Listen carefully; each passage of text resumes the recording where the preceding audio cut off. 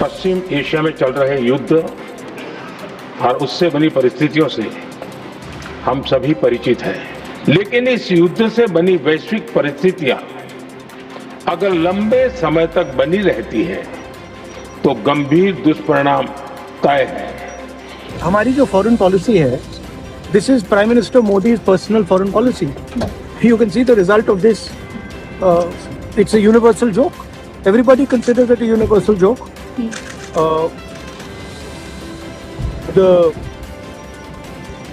Donald Trump knows exactly what Mr. Modi can do and what Mr. Modi cannot do.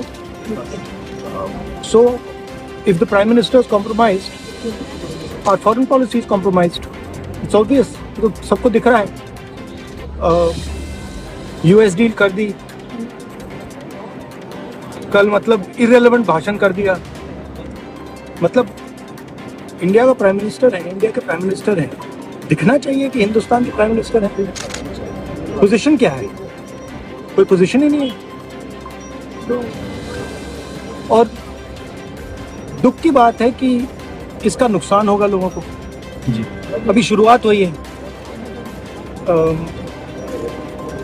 LPG, petrol, fertiliser, सब चीज में problem आएगी. वर्तमान संकट ने पूरी दुनिया की इकोनॉमी को हिला दिया है. अभी तक पश्चिम एशिया में जो नुकसान हुआ है उससे रिकवर होने में भी दुनिया को बहुत समय लगेगा. जैसे कोरोना के समय में अलग अलग सेक्टर्स की चुनौतियों से निपटने के लिए एक्सपर्ट्स और ऑफिसर्स के एम्पावर्ड ग्रुप्स बने थे, वैसे ही कल ही ऐसे 7 नए एम्पावर्ड ग्रुप्स का भी गठन किया गया है. ये group supply chain, petrol diesel, fertiliser, gas, महंगाई ऐसे विषयों पर त्वरित और दूरगामी रणनीति के तहत कार्रवाई करने का काम करेंगे. आने वाले समय में ये संकट हमारे देश की बड़ी परीक्षा लेने वाला है और इस परीक्षा में सफलता के लिए राज्यों का सहयोग बहुत आवश्यक है. इसलिए मैं देश के सभी राज्यों की सरकारों से भी कुछ आग्रह करना चाहता हूं. संकट के समय गरीबों पर, श्रमिकों पर, प्रवासी साथियों पर बहुत बुरा असर पड़ता है. इसलिए पीएम गरीब कल्याण अन्न योजना का लाभ समय पर मिलता रहे, ये सुनिश्चित करना होगा.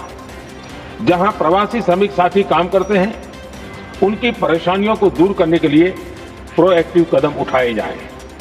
ऐसी स्थितियों पर नजर रखने के लिए राज्य सरकारें विशेष व्यवस्थाएं करें तो इससे काफी सुविधा होगी. राज्य सरकारों को एक और चुनौती पर भी बहुत अधिक ध्यान देना होगा. ऐसे समय में कालाबाजारी करने वाले, जमाखोरी करने वाले बहुत एक्टिव हो जाते हैं. जहां से भी ऐसी शिकायतें आती हैं वहां त्वरित कार्रवाई होनी चाहिए. जरूरी चीजों की सप्लाई निर्बाध चलती रहे, ये सुनिश्चित करना हर राज्य की प्राथमिकता होनी चाहिए. ये राज्य सरकारों के पास बहुत बड़ा अवसर भी है. ये टीम इंडिया की भी बहुत बड़ी परीक्षा है. कोरोना के महासंकट में केंद्र और राज्यों ने टीम इंडिया बनकर कोविड मैनेजमेंट का एक बेहतरीन मॉडल सामने रखा था. अलग अलग पॉलिटिकल पार्टी की सरकारें होने के बावजूद टेस्टिंग, वैक्सीनेशन से लेकर जरूरी चीजों की आपूर्ति टीम इंडिया के प्रयासों से ही सुनिश्चित हो पाई थी. हमें उसी भावना के साथ आगे भी काम करना है. सभी राज्य सरकारों और केंद्र सरकार के प्रयासों से देश इस गंभीर वैश्विक संकट का प्रभावी रूप से सामना कर पाएगा. जैसा कि हम देख रहे हैं कि इस युद्ध को लेकर पल पल में हालात बदल रहे हैं, इसलिए मैं देशवासियों से भी कहूंगा कि हमें हर चुनौती के लिए तैयार रहना ही होगा. इस युद्ध के दुष्प्रभाव लंबे समय तक रहने की प्रबल आशंका है। ठीक है, मोदी जी ने कह दिया कि कोविड जैसा समय आने वाला है। जी। कोविड में जो किया था वो तो भूल गए हैं, कितने लोग मरे थे, क्या ट्रेजेडीज हुई थी, तो अंडरस्टैंडिंग नहीं है बेसिकली। ऑल पार्टी मीटिंग 5 बजे ऑल पार्टी मीटिंग, आपको लगता है देर हो चुकी है ऑल पार्टी मीटिंग में? नहीं, अब मैं तो वहाँ नहीं होऊंगा क्योंकि मेरा तो केरला में प्रोग्राम है। देखिए, ठीक है, ऑल पार्टी मीटिंग बुलाई है, डिबेट होना चाहिए, बट आपने स्ट्रक्चरल गलती कर दी है, आपने पूरा ढांचा उड़ा दिया है। ठीक है, अब उसको आप ठीक नहीं कर सकते, उसको ठीक करने में बहुत टाइम लगेगा और प्राइम मिनिस्टर मोदी तो कर ही नहीं सकते।